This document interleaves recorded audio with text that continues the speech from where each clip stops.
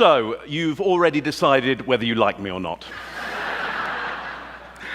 And you did that within a fraction of a second of seeing me. You made that unconscious choice the moment I walked on. You saw my behavior, my body language, my non-verbal behavior, my tone of voice as well that you're hearing now. And there's a part of your brain which, if we take evolution as a given, and we're going to have to take evolution as a given during the whole of my speech because all of my work relies on evolutionary psychology and behavioral evolutionary psychology and neural architecture based on evolution. So it's rather like if you play catching fairies with my daughter Stella. You have to believe in fairies, or you have to put on a really good performance that you believe in fairies, because otherwise it's just no fun. So, taking evolution as a given, there's a part of your brain, it sits right on top of your spine, goes up inside of your head. Some people call it the brain stem, or the R complex, or the reptilian brain, or the primitive brain, and it makes snap judgments about everybody around it. And everybody around you uses that part of their brain to make snap judgments about you. And based on behavior, it decides, should we approach this person? Are they going to be good for us? Or should we retreat because they're going to be a huge risk? In fact, if I open this idea out a little bit more, there are simply 4 categories that your primitive brain has for everybody else around it. So as I walked on, there were 4 potential categories for me. I came on stage, I start behaving, and your primitive brain says, is Mark giving us some minimum specifications based on 500 million years of evolutionary data that he's possibly a friend for us? Yeah, is he going to supply to us? Do we see some signals that give us that gut reaction that this is going to be good? He's a good person. And if you put me into that friend category, you're now cherry-picking from all the data that I've got. Using your neocortex, which is about 200,000 years old, pretty new, using that neocortex, cherry-picking all the data that fits your brain stem's theory and assumption about me being a friend, okay? Now, I could come on, and you might pick up some minimum specifications that Mark is an enemy to me, a predator. Now, I'm not trying to do those, but if they accidentally happened, you'd then put me into predator category. You do the retreat response instead of the approach response that you do around the friend category. And then you send a message, all unconsciously, all unconscious choices, to your neocortex saying, go and get me all the data that proves Mark is the enemy to me. Of course, the neocortex might go, hey, I don't really know this guy, and he's not really said very much that I can discern so far, so I'll just make up a load of stuff about him. I'll just make up some stories and some narratives that makes him bad, yeah? Equally so, if I come on and I trigger friend with your brainstem, you equally, if you can't find any data that makes me friend, you just make up a whole bunch of stories about me that make me really good. Now, the third category, I come on, I behave, and for some reason, you think, Mark, potential sexual partner for me.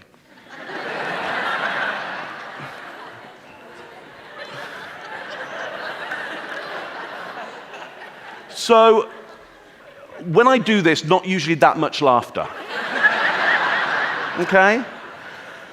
No, look, obviously I'm not trying to get into that category with you. My wife's over there, Tracy's over there. Hello, Tracy. So, not trying to get in that category, but these things can happen by accident. For example, your brainstem is looking for things like, does Mark look a little bit like me? Is he like me? Does he look to be kind of like one of my tribe, one of my group, one of my gang, one of my company? Almost my family, but not quite. Because, genetics says that wouldn't be very, very useful for us. It wouldn't play out well. So is he like me? Does his hair look good? Does it look like it has good mineral content in it? So it's got good color. You're actually stroking your hair as I'm talking about this, aren't you, madam? I can read people right from here. Yeah, don't look coy now. Don't look coy. Nothing happening here, Tracy. Nothing going on. Nothing going on. Nothing going on. So does it look like it has good mineral content in it, and does it have a shine to it? Because that would mean there's probably a good omega-3 fatty acid diet, and therefore I come from a land where there's good resource, and I look a bit like you. So if we were to mate and there was offspring, well, they grow up with good genetic code and in a land where there's opulence and food, okay? That's why we have those conditioner ads with the little flick of the hair and all of that, yeah? There's also with things like the pickup guys called peacocking, which is, where you've got, beautiful colors that flash. Yeah? Again, for me, this is just style. So, if I come, now here's the important bit, because if I come on and I don't trigger friend or enemy or potential sexual partner with you, which for those I've triggered that, you might want to start an orderly queue, just around there. Sometimes it goes around the whole block, but that's okay. If I haven't triggered those, here's the important thing for us here today. You are now indifferent to me. And here's what you're hearing. And your mind is off imagining the potential enemies or friends or sexual partners. Now, there are 7 billion people on the planet right now. What do you think is the default category for anybody new that you meet on this earth? Indifferent. Absolutely. You are pre-programmed to be indifferent to the 7 billion people on this planet right now. And here's my problem. I don't know many of you out here today. I mean, the majority. There's Tracy and Jennifer over there, and that's always good, yeah. But the rest of you, they're my friends and family, but the rest of you, I don't know. You don't know me, which means you're designed to be indifferent to me right now, and I have a really important message for you today. But evolutionary psychology says, and behavioral psychology says that you're just not going to pay attention to me unless I can get in the category of friend with you. And so that's what I've been doing. All the time I've been on here so far, I've been giving you the signals to your primitive brain that will trigger you to cause me to go into friend category with you and cherry pick from all the language that I've given you only the stuff that is good. And if you couldn't find anything good, you've been making it up in your head. So I just want to let you into the secret, because I want you to be able to do this, with your friends and family and at work and wherever you want to do this kind of thing. I think should be free to all. So here's what I've been doing. Look, you know all this stuff. This stuff's easy. The smile.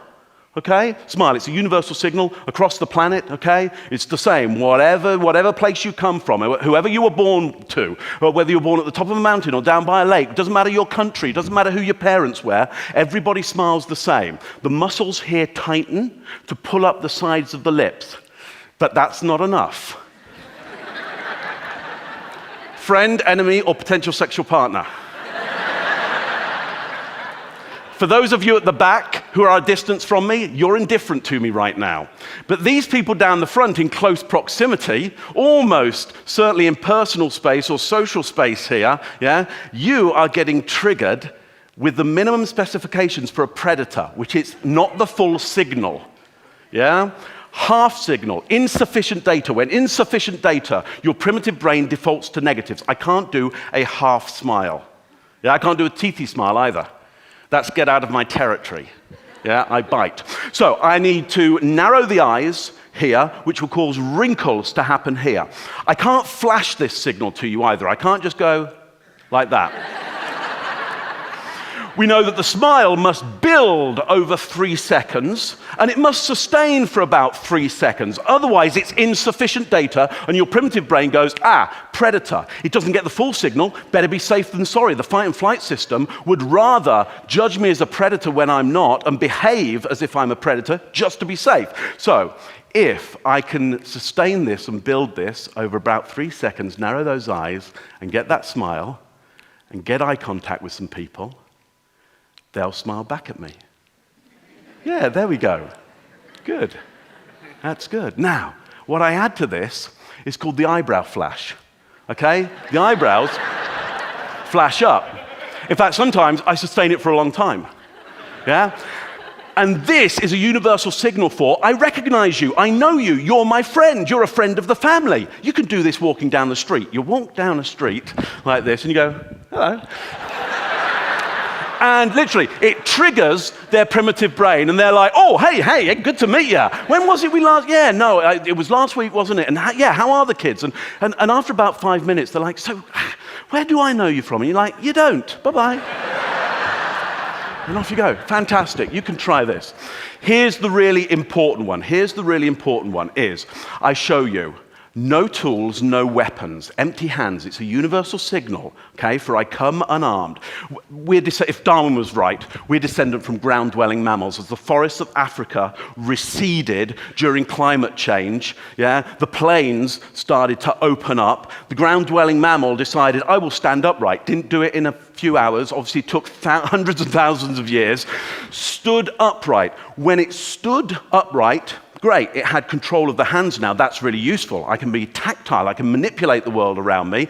But also now, my belly area with lots of soft, delicate organs in is not protected by the ground. That means under stress, I better protect that. And if I'm not under stress, if I'm not a predator and you're not a predator, then I display this area to you with no tools, no weapons. I call this area the truth plane, because this is where you'll get stimulated and triggered at an unconscious level to choose me as being honest and truthful and good to be around. And if I smile with that as well and raise my eyebrows, you all go, Mark could read the telephone directory to us because you cherry-pick the numbers that you thought were great in it.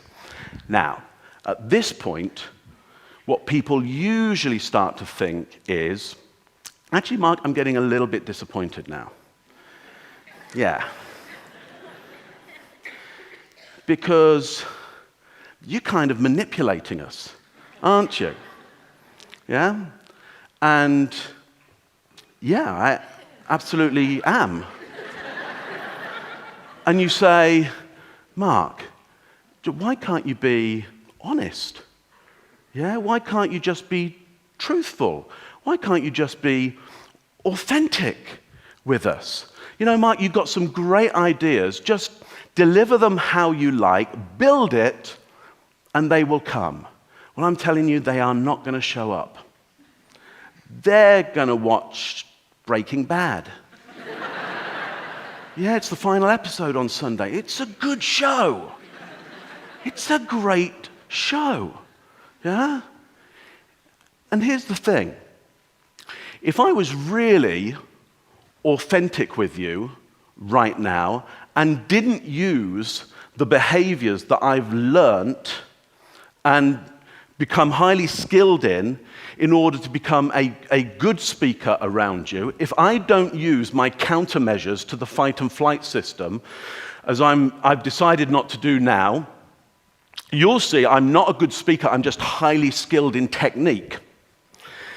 In fact, if I were to be honest about this and authentic with you, and by authentic I mean that for me, authenticity is you know what's good for you, you know what's bad for you, and you will do what's good for you and right and feels right for you at an instinctual level regardless, because you want to be you. You want to be you regardless of the prizes or punishments out there, okay?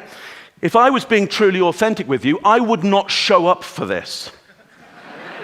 And I'm not joking. That's a reality. I wake up, I do this professionally, by the way.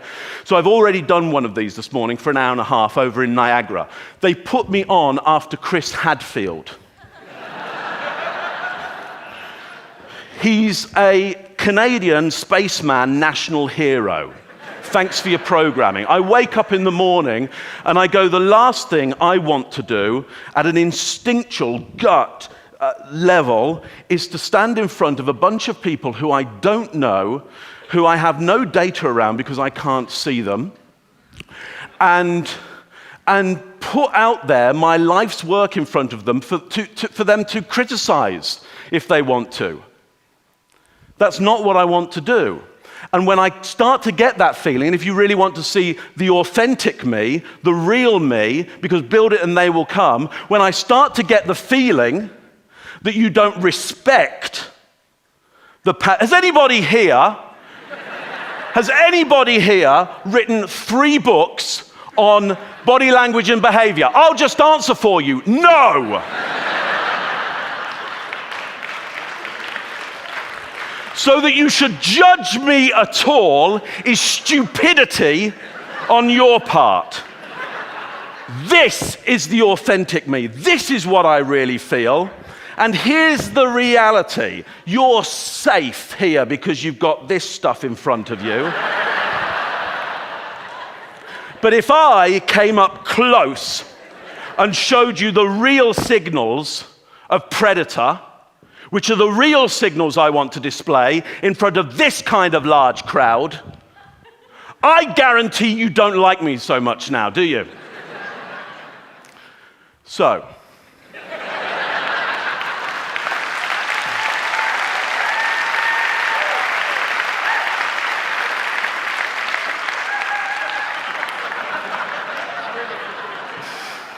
this stuff works so well. So, I choose my behaviors around you. And I'm going to tell you again, because what's coming up for me is a really important message for you. And if I act authentically, honestly in front of you, you're not going to listen to me. And I hope you listen to this, because it's really important. I want you to have a look around you right now. That isn't a piece of rhetoric. I mean, actually look around you right now. And look at the back, because there's lots of people here, okay? There's a lot of you. There's about 1,000 of you here today. Understand this. You're designed to be indifferent to each other. You're designed today to really just hang out with the people that you came with. You'll spot a few others who are like you, your tribal members. Yeah? Oh, brilliant. Yeah, nice. Yeah, great, isn't it? Yeah? But you've seen some people already today, and they triggered predator in you, enemy. And more important, you know who they are. Yeah. And you've also met some people today, the majority here, and you don't know who they are. You're indifferent to them, and you're never going to meet them.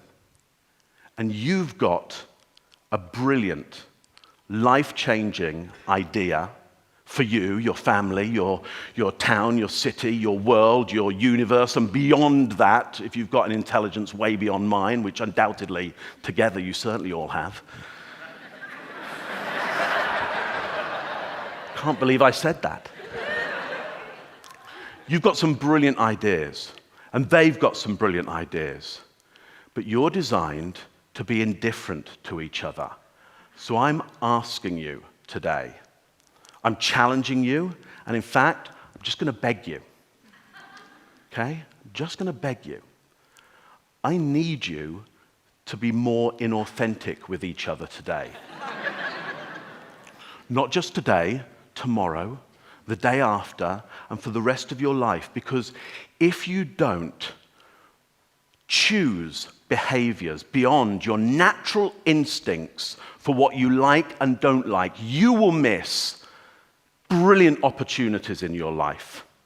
And if you don't go up to somebody today who you know at a gut level you're indifferent to, they hold nothing for you, your instinct, you've smelt it, you've tasted it, you've seen it, you've heard it, you know they are nobody. If you don't go up to them today and act and perform like their friend and ask them about their big idea and act and perform like you're listening, you will miss something that is going to change your life.